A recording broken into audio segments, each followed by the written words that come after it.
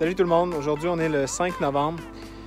J'aimerais ça si vous pouviez être ici aujourd'hui, ça paraît pas qu'on est le 5 novembre. Il fait en ce moment probablement autour de 14-15 degrés. Il est 10h30 le matin, on annonce 21-22 en après-midi. Demain matin, un peu de pluie. Demain après-midi, température assez similaire, 18-19 degrés. C'est assez incroyable pour début novembre là, d'avoir ce genre de température-là. La météo au Québec a été vraiment spéciale cet automne. On a eu quelques petits flashs d'hiver là, avec des températures là, qui avoisinaient les 0, -1 le matin, mais aussi entrecoupées là, de vagues de chaleur assez intenses. Ça devient difficile de gérer les abeilles. Vous comprendrez qu'aujourd'hui, c'est sûr que les abeilles vont voler. Et puis, comme il n'y a aucune fleur disponible, ou en tout cas très peu, les abeilles vont tout de suite se tourner vers le pillage. Donc, en plus de cette pression additionnelle-là, ils consomment beaucoup plus là, à cause qu'il fait chaud. Dans la dernière vague de chaleur, là, autour de la mi-octobre, on a décidé de nourrir 1 gallon d'extra. Donc, on était rendu à environ là, 8 gallons en moyenne de sirop sucré dans les ruches. Pour cette vague de chaleur-là, on a fait le choix de ne pas nourrir. En grande partie parce qu'on veut leur donner assez de temps là, pour déshumidifier le sirop pour pas que ça crée de l'humidité. Je pense que la dernière, on avait encore un peu de temps là, pour qu'ils puissent enlever de l'humidité dans le sirop, mais là, novembre, on est rendu trop tard. Donc, on a fait le choix de ne pas donner de sirop d'extra. Puis, j'avoue que je ne sais pas encore si c'est une bonne décision. On va vraiment le savoir seulement au printemps, là, quand on va regarder les stocks, puis les stocks de sirop, puis le nombre de ruches là, qui vont avoir passé l'hiver. On espère qu'on n'en aura pas qui seront morts de faim. Mais c'est un peu ça le monde de l'apiculture. Hein? On doit s'adapter. Notre travail, c'est de s'adapter à Mère Nature, de s'adapter au climat, puis de gérer ces abeilles-là du mieux qu'on peut. Puis ça implique qu'il faut prendre des décisions. Des fois, on va prendre des bonnes décisions, puis des fois, on va prendre des mauvaises décisions. Fait que je vous amène faire le tour des ruches un peu. On n'ouvrira pas de ruches aujourd'hui, bien entendu. Donc, les ruches qui sont à l'ombre, que l'entrée est à l'ombre, on voit que l'activité est quand même assez tranquille.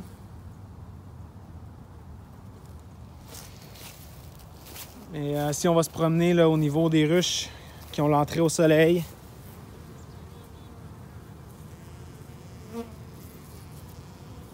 ça bouge pas mal. Donc c'est vraiment inhabituel à ce temps-ci de l'année d'avoir autant d'abeilles qui volent. On devrait être en train de faire le 2e traitement d'acide oxalique par sublimation en ce moment. Et puis on n'a même pas commencé le premier.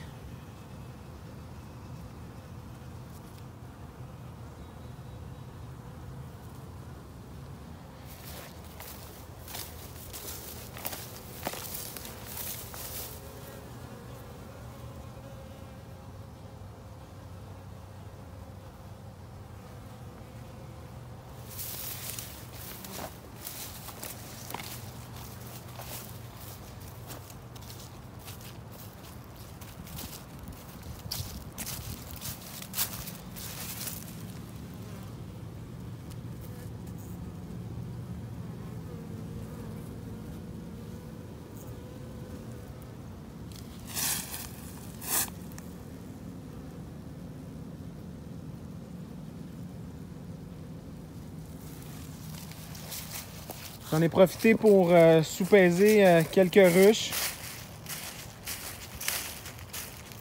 Puis les pois sont quand même pas si mauvais.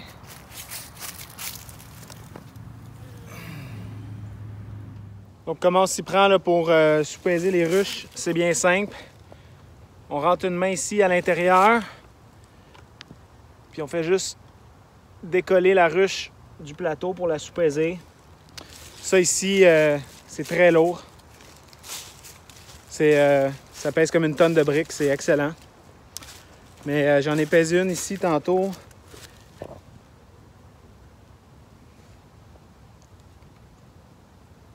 Celle-là ici, c'est un petit peu plus léger. Puis si on allait voir ceux-là là-bas, Ça, c'est des ruches qu'on a déplacées. Là, vous voyez pas mal plus de ruches qu'à l'habitude. On a ramené là, 2 de nos ruchers là, qui ne passent pas l'hiver dans les champs. Donc, ils sont en plein milieu des champs. Ils seraient beaucoup trop exposés au vent. Donc, ici, on est chanceux. Là, on a toute la grosse forêt de pins ici là, qui est à l'ouest. Puis elle va protéger des vents dominants. Donc, on est comme dans une espèce de petite ouverture ici, entourée de forêt. Donc, les vents dominants ne frappent pas le rucher. C'est vraiment excellent pour l'hiver. Ça va permettre une bonne accumulation de neige aussi là, pour bien isoler les ruches. Donc, il y a au moins 2 ruchers qu'on ramène à la maison. Donc, celle-là ici. Oh, ça, c'est lourd. Très lourd. Fait que ça aussi, ça a aidé notre décision là, de ne pas nourrir. Ça, c'est lourd aussi. Ça fait du bien là, de lever des ruches pesantes. Même chose ici. Une autre chose qu'on est très content de ne pas avoir fait, c'est emballer les ruches.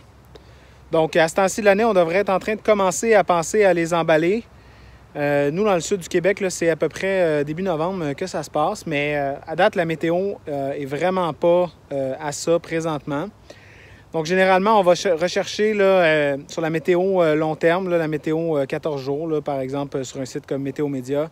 On va rechercher vraiment là, une période où on voit que la température va se stabiliser autour de 5-6 degrés durant le jour, avec des nuits qui vont être sous zéro. Puis pas de redoux là, à l'horizon. Ça va généralement être le moment où on va commencer à hiverner. Le danger quand on hiverne trop tôt, c'est que ça va créer de l'humidité à l'intérieur. Donc, une température comme aujourd'hui, 20-21 degrés. Les abeilles qui tentent de déshumidifier là, les derniers bouts de sirop qu'on leur a donnés, bien, ça fait de l'humidité. Puis si cette humidité-là ne réussit pas à sortir, bien, elle va se condenser, peut créer des problèmes de moisissure. Puis éventuellement, là, ça va juste donner du trouble aux abeilles pour l'hiver. Donc, nous, on est en train de regarder la météo à long terme. À date, on voit une petite période là, autour de la mi-novembre où la température a l'air de vouloir descendre. Donc, on va regarder ça s'en venir tranquillement. Puis, si ça semble vouloir se stabiliser là, autour de 5-6 degrés dans le jour, on pourra commencer à emballer.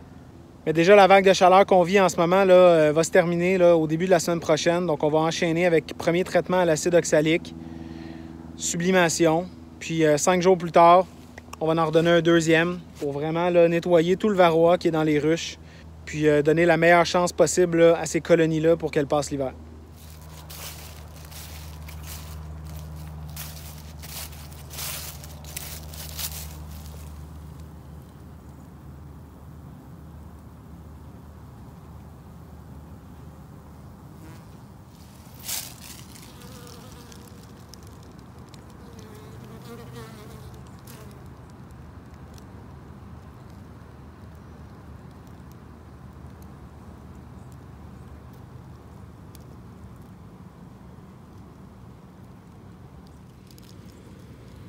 Regardez cette abeille-là ici, là.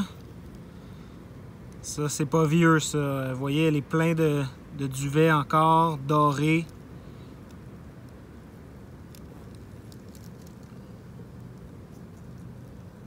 Tout brunâtre. Donc, c'est probablement une abeille d'hiver qui est née dans les derniers jours, dernières semaines.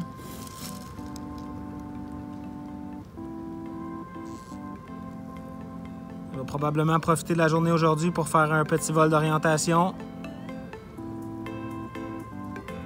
Puis la survie de la colonie là, cet hiver va dépendre de elle en partie, puis de ses consoeurs. Voilà, ça ressemblait à ça pour aujourd'hui, les petits aléas de l'apiculture. Donc on est stand-by.